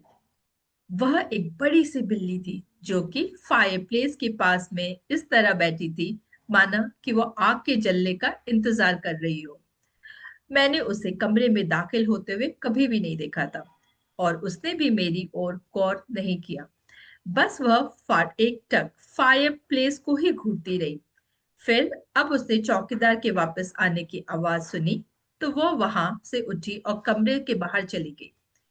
जब चौकीदार आग जला रहा था, मैंने उससे बातचीत का सिलसिला बनाने की कोशिश करते हुए पूछा, क्या आपके पास एक बिल्ली है? उसने अपने सिर को हिलाते हुए जवाब दिया, बिल्ली चूहों के लिए आती है। उसके जवाब को सुनकर मैं कुछ भी नहीं समझ पाया, और इसके बाद वह वहां से अगले दिन सुबह के वक्त जल्दी एक प्याला चाय लेकर आने का वादा करके चला गया। कमरे के एक कोने में एक बहुत ही छोटी सी बुक शेल्फ थी, और उस शेल्फ में मुझे M.R. जेम्स द्वारा लिखित एक पुरानी पर मेरी पसंदीदा किताब A Warning to the Curious मिली। इसकी कहानियां डरावनी थी, जिसका संबंध एक पुराने कॉलेज के भूतों से था। इसे पढ़ते हुए मैं काफी देर तक जागता रहा। फिर मैंने लाइट को बुझा दिया और बिस्तर पर लेट गया। इस बीच मैं बिल्ली के बारे में पूरी तरीके से भूल गया था। इसी दौरान जैसे ही बिल्ली बिस्तर पर कूदी, मुझे हल्की सी म्याऊं म्याऊं म्याऊं की आवाज सुनाई पड़ी, और वह बिल्ली मेरे पैरों में आकर लिपट गई। मुझे बिल्लियों से कोई खास लगाव तो नहीं था, इसलिए मैंने सबसे पहले उसे लात से मारकर बिस्तर से गिराने का मन बनाया। लेकिन अगले ही पल मैंने सोचा कि शायद इसे इस कमरे में और खास तौर पर जलती हुई आग के पास सोने की आदत होगी। मैंने तय किया कि मैं इसे तब तक यहाँ पर रहने दूंगा जब तक कि वो आधी रात में चूहों का पीछा करना शुरू न कर दे। थोड़ी ही देर में वो बिल्ली मेरे पैरों से घुटने की तरफ बढ़ते हुए मेरे करीब आने लगी। साथ ही अपनी संतुष्टि को दर्शाने के लिए वह म्याऊं म्याऊं म्याऊं की आवाज करने लगी। थोड़ी ही देर में मुझे नींद आ गई और मैं गहरी नींद में सो गया। मैं कुछ ही घंटों सोया होऊंगा कि अचानक मुझे बगल में गीलापन महसूस हुआ और मैं उठ गया। मैंने पाया कि मेरी बनियान गीली थी और कोई चीज मेरे शरीर के मांस को चूस रही थी। डर के भाव के साथ मुझे एहसास हुआ कि बिल्ली रेंगते हुए मेरे बिस्तर में घुस गई होगी और अब वह मेरे बगल के पास पसर कर मेरे बगल का स्वाद लेकर चाट रही थी। अब तक उसकी म्याऊं म्याऊं म्याऊं की गड़गड़ाहट पहले से कहीं ज्यादा तेज हो गई थी। मैंने तुरंत बिस्तर से उठकर बैठ गया और बिल्ली को अपने से दूर फेंका और फिर तुरंत मैं लाइट जलाने स्विच की तरफ लपका। फिर जैसे ही लाइट जली मैंने देखा कि बिल्ली बिस्तर के नीचे खड़ी हुई थी। उसकी पूंछ सीधी थी और बाल फैले हुए थे। वह बहुत गुस्से में दिखाई दे रही थी और फिर ज्यादा से ज्यादा 5 सेकंड के अंतराल में उसका रूप बदल गया और अब उसका सिर इंसान का हो गया। वह एक औरत में तब्दील हो गई। उसकी काली भौहें, चमकदार नाक और कान बड़े बड़े और टेढ़े मेढ़े थे।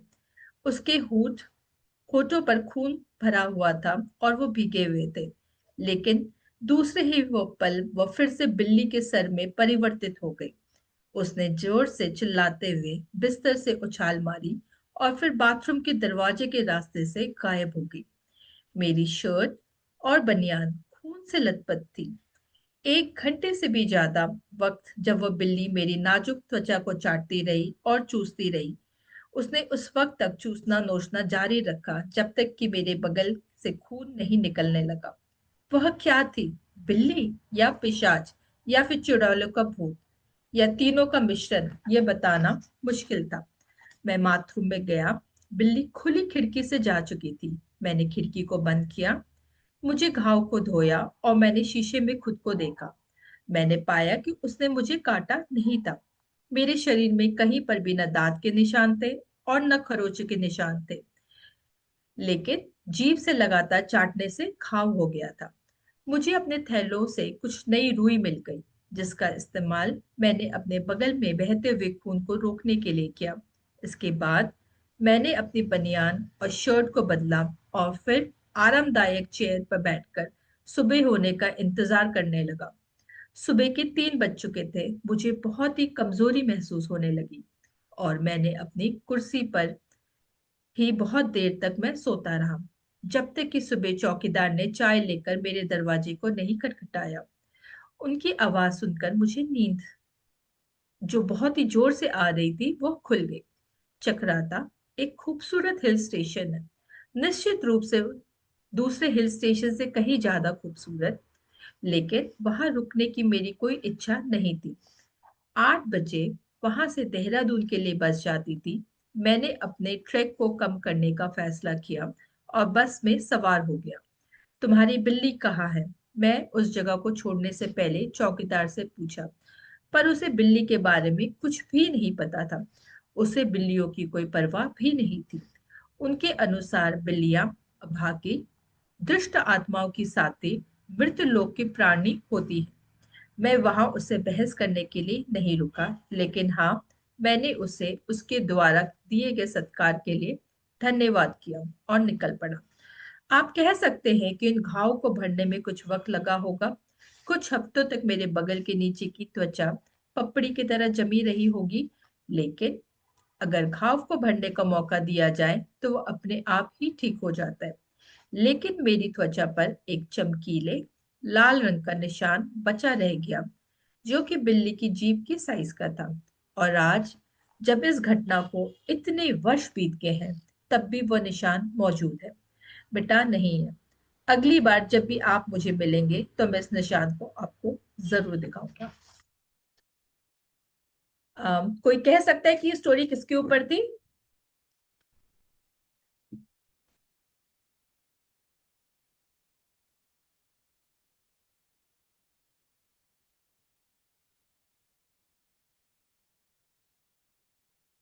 मुझे ऐसा लगता है कि चूंकि वो भूतों की कहानियां पढ़ रहा था, जो कि उन्होंने इनिशियली चैप्टर में बोला है, तो वो भूतों की कहानी पढ़ते पढ़ते उनको इसमें सपने आने लगे थे, और वो सपने में ही इन्होंने इस तरीके से पूरी इस चीज को देखा जो कि एक्चुअल नहीं है। तो यहाँ पे जो ऑथर है हमारे रस्किन बॉन्ड, इस चीज के साथ आधी स्टोरी को कंप्लीट, आधी स्टोरी को ऐसे ही उन्होंने छोड़ दिया हमें सोचने के लिए और समझने के लिए कि रात के पहले हम जो भी चीज सोचते हैं या पढ़ते हैं उसका इम्पैक्ट कितना गलत भी हो सकता है हमारे माइंड में। तो इसीलिए सोने से पहले हमें अच्छी थॉट्स वाली किताब हमेशा पढ़नी चाहिए और अपने थॉट को हमेशा पॉजिटिव रखना चाहिए, बिकॉज नाइटमेयर्स कभी भी हो सकते हैं। एंड जो चीज हम सोचते सोचते सोच सो रहे होते हैं वही चीज का इम्पैक्ट हमारे ड्रीम वर्ल्ड में होता है। सो ये कहानी यहीं पे खत्म होती है, और विद द लेसन दैट अच्छी चीजें पढ़िए, अच्छी चीजें सोचिए, जैसे कि आपके फ्यूचर भी अच्छा हो और आपको नाइटमेयर्स नहीं है। कोई कुछ कहना चाहेगा? हाँ जी मैम, वो निशान के बारे में क्या कहेंगे? सर ये कहानी यहीं पे ऐसे ही खत्म हो गई निशान की। अब हो सकता है निशान उनके बॉडी में इस तरीके से हो कि किसी चीज की एलर्जी उनको हो गई हो, बेड बग्स वगैरह काफी हो सकते हैं बेड के ऊपर। एंड चूंकि ये इनकम्प्लीट स्टोरी है तो that was one thought came to my mind, because उन्होंने हम्म। उसको एक थॉट प्रोसेस के साथ ही हमारे खत्म कर दिया कि हमें रिफ्लेक्ट करना चाहिए कि क्या हो सकता है। And hmm. स्टोरी के बीच में उन्होंने ये भी कहा था कि मैं एक ऐसी किताब पढ़ रहा हूँ जिसमें भूतों की कहानियां थी। तो this is us how we interpreted the story. Right. So अब मेरी बिल्ली तो इंटरप्रिटेशन यही है कि our thought should be positive and we should be reading good stories instead of haunted stories. अब बिल्ली के चाटने से कोई निशान नहीं रहता है, मतलब ये थोड़ी है, they are not that violent, है ना कि। So may be bad work, या हो सकता है बेड में ही ऐसा कोई कई बार बेड में होता है कि लोहा कुछ लग गया, आयरन लग गया उनको बॉडी में, या कुछ और हो गया, तो जिसका उनके दिमाग में इतना ज्यादा इफेक्ट आ गया। Yes Janvi, you want to say something? Ma'am on this discussion about कि उनके पीठ पे वो निशान रह गया, here my point of view, because I also read stories and I connect with the stories that are written half or that connect with some sort of dream. So what I think कि यहाँ पे Ruskin bond ने ये जो भी description दिया, as ma'am ने कहा कि बिल्ली के चाटने से कोई घाव नहीं होता, और ऑथर ने ये भी बोला है कि वो निशान अभी तक उनके ऊपर है। So may be it can be a part of his dream. अभी तक उन्होंने जो लिखा, it would have been his nightmare part, because this story is incomplete, we don't have any idea कि इज इट ट्रू और not. So it can be a part of nightmare also. Yes, it can be a nightmare also. Any other thought? हाँ जी। अब तो संदीप को कहना पड़ेगा, अगली बार मिलेगा तो ये पूछेगा रस्किन बॉन्ड से। Certainly. बट कुछ स्टोरीज हमारे दिमाग में ज्यादा इफेक्ट देती हैं, कुछ बहुत लाइवली होती है, कुछ एंटरटेनिंग होती है, कुछ हॉन्टेड भी होती है। तो yes, if we are strong, अगर हम बहुत ज्यादा स्ट्रांग है तभी हॉन्टेड कहानियां पढ़िए, वरना ना पढ़िए। विद हॉन्टेड दैट नोट, कहानियां पढ़ने में इनको इतना हो रहा है, पर imagine somebody looking at the city of the living dead in the at night, okay, or one of those horror shows where the evil never ends, okay. Definitely those should not be followed at night. At least I feel so. I have stopped watching any of these at night. If I have to watch it, certainly, I watch it during the day, and that also I avoid, because the graphics over there are too much. 100%. So today's sessions come to an end. Happy reading for the next week. Along with that, I'm waiting, as I always wait, for your reflections. Please do write. Please do get back to us and wait for next week. Thank you so much. Bye bye. Take care. Okay, bye.